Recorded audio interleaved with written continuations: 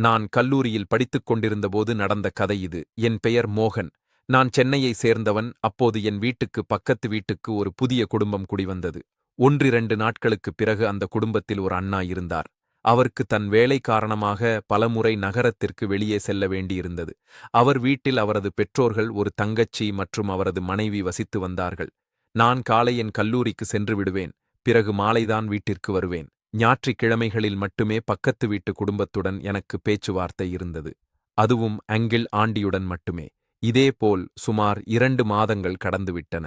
ஒரு நாள் மாலை, அம்மா மகனே, பக்கத்து வீட்டு ஆண்டி வந்திருந்தார்கள்.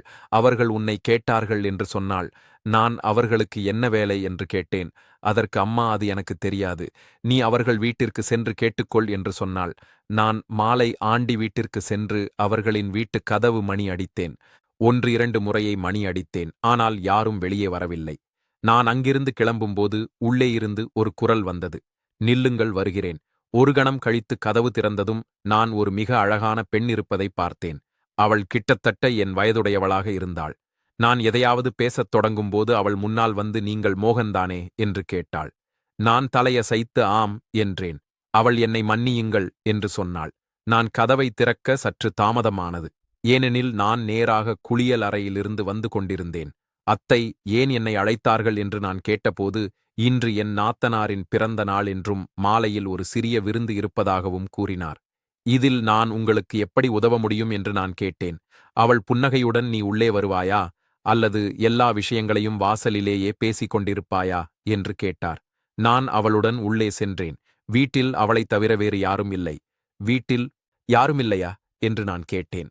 அதற்கு அவள், ஆமாம், என் மாமனார் சில பொருட்கள் வாங்க சந்தைக்கு சென்றிருக்கிறார். என் ஆத்தனார் பள்ளிக்கு சென்றிருக்கிறாள். என் கணவர் வழக்கம் போல இன்றும் வெளியே சென்றிருக்கிறார் என்று சொன்னாள். அவள், நீ உட்கார், நான் உனக்கு டீ போட்டு எடுத்து வருகிறேன் என்று சொன்னாள். சிறிது நேரம் கழித்து அவள் டீ போட சென்றார். நாங்கள் டீ கொடுத்து கொண்டே பேசினோம். நீங்கள் ஏன் என்னை அழைத்தீர்கள் என்று நான் அவளிடம் கேட்டேன். அதற்கு அவள், என் நாத்தனாரின் பிறந்த நாளுக்கு வீட்டை அலங்கரிக்க நீ எனக்கு உதவி வேண்டும் என்று நான் விரும்புகிறேன் என்று சொன்னாள். சரி என்று நான் சொன்னேன். பின்னர் நாங்கள் இருவரும் எங்கள் வேலைகளில் ஈடுபட்டோம். சிறிது நேரம் கழித்து அவள் சமையலறைக்கு சென்றாள். நான் வீட்டை அலங்கரிக்க ஆரம்பித்தேன். சிறிது நேரம் கழித்து திடீரென்று சமையலறையிலிருந்து, மோகன், சீக்கிரம் இங்கே வா என்று குரல் கேட்டது. நான் ஓடி சென்று பார்த்தபோது அவள் சமையல் அறையில் விழுந்து கிடந்தாள். நான் கேட்டேன், அண்ணி, என்ன ஆச்சு? அவள், என் முன்னால் ஒரு எலி வந்து விட்டது, அதனால் நான் ஓடினேன். கதவில் என் காலில் அடிபட்டு விட்டது என்று சொன்னாள். நான், அடடா, எவ்வளவு பயந்தாங்குலி! இப்போ நீங்க சரியா இருக்கீங்களா என்றேன். அவள் எழுந்திருக்க முடியவில்லை. தயவு செய்து எனக்கு உதவுங்கள் என்றாள். நான் அண்ணியின் கையை பிடித்து தூக்க ஆரம்பித்தேன். அவள் கவலையுடன், என்னால் எழுந்திருக்க கூட முடியாது, நடப்பது எப்படி என்றாள்.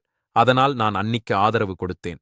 சில அடிகள் நடந்தவுடனே அவள் மீண்டும் சோப்பாவில் அமர்ந்து, நீங்கள் உள்ளே ரூமுக்கு செல்லுங்கள், நான் கூலரை போட்டு விடுகிறேன் என்றேன். அண்ணி சொன்னால், ரொம்ப வலிக்குது, இப்போ கொஞ்சம் கூட நடக்க முடியவில்லை என்றாள். நான் சிரித்துக்கொண்டே, அப்படியானால் நான் உங்களை என் கைகளில் தூக்கிக் கொள்ளவா என்றேன். உன்னால் என்னை தூக்க முடியுமா என்றால் நான். ஆம், ஏன் முடியாது அண்ணி என்றேன். அண்ணி, நீ என்னை தூக்கினால் மாலையில் நான் உனக்கு ஒரு பரிசு கொடுப்பேன். ஆனால் நீ இதை அண்ணனிடம் சொல்லக்கூடாது என்றாள். நான் விஷயத்தை புரிந்து கொண்டு, சரி, ஆனால் நீங்களும் யாரிடமும் எதுவும் செல்லக்கூடாது என்றேன். அண்ணி சிரித்துக்கொண்டே, நான் ஏன் யாரிடமும் சொல்வேன் என்றாள். இதை கேட்டவுடனேயே நான் அண்ணியை தூக்கிக் கொண்டு படுக்கை அறைக்கு அழைத்து செல்ல ஆரம்பித்தேன். எனக்கு மிகவும் மோசமாக இருந்தது. ஒரு இளம் அழகான அண்ணி என் கைகளில் இருந்தாள். அண்ணி என்ன எதிர்பார்க்கிறார் என்பதை நான் சற்று நேரம் யோசிச்சு பிறகு புரிந்து கொள்ள எனக்கு அதிக நேரம் இருக்கவில்லை. நான் அவரை படுக்கையில் படுக்க வைத்து கூலரை ஆன் செய்தேன். நான் அவரிடம், இப்போது சொல்லுங்கள், என் பரிசு எங்கே? நான் உங்களை இங்கு வரை அழைத்து வந்திருக்கிறேன் என்று கேட்டேன். அண்ணி சிரித்துக்கொண்டே, மாலை வந்துவிடுங்கள், நான் உங்களுக்கு ஒரு முழுமையான வெகுமதி தருகிறேன் என்றார். அண்ணி, எனக்கு என்ன வெகுமதி கொடுக்க முடியும் என்பதை நான் நன்கு புரிந்து கொண்டேன். நான் அண்ணியிடம், உங்கள் காயம் எப்படி இருக்கிறது என்று கேட்டேன்.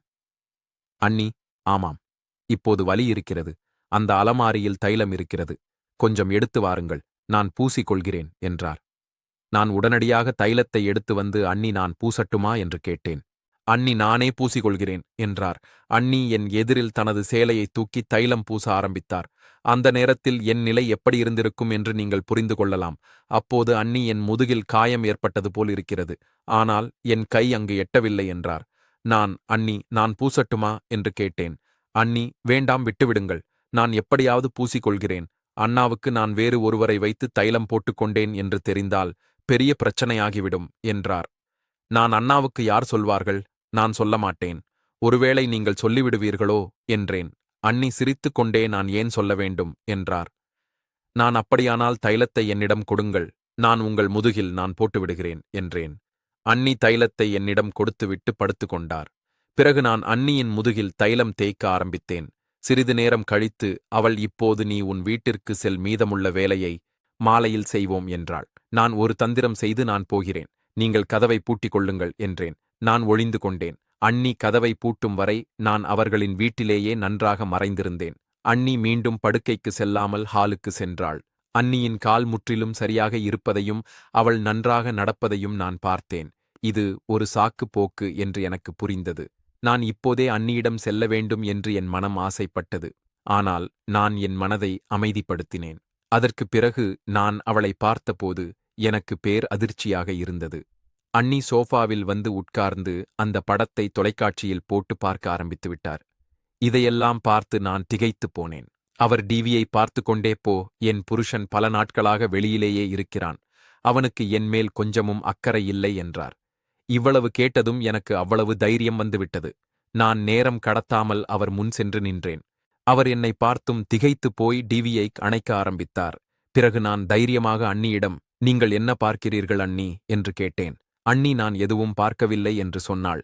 அண்ணி இப்போது அதிகம் நடிக்காதீர்கள், நான் எல்லாவற்றையும் பார்த்துவிட்டேன் என்று சொன்னேன்.